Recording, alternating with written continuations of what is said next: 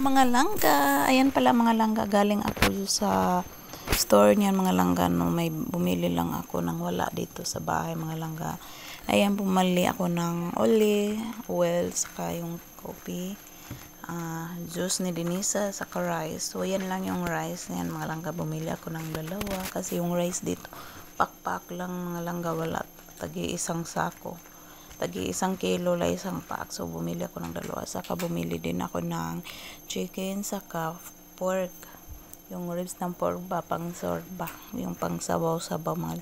Saka yung tomato sauce at tomato paste yun na mga langga. So, isang carrots lang. Saka yung cheese. So, ayan lang yung bumili lang yung wala talaga sa bahay yung binili ko. So, malapit lang naman yung store dito sa amin, naglalakad lang ako. So yan, inubili ko lahat. Saka yung bumili na ako ng pang spaghetti. So mamaya magluto kami ng sabaw, sorba. So yan yung paborito na coffee ni Daniel.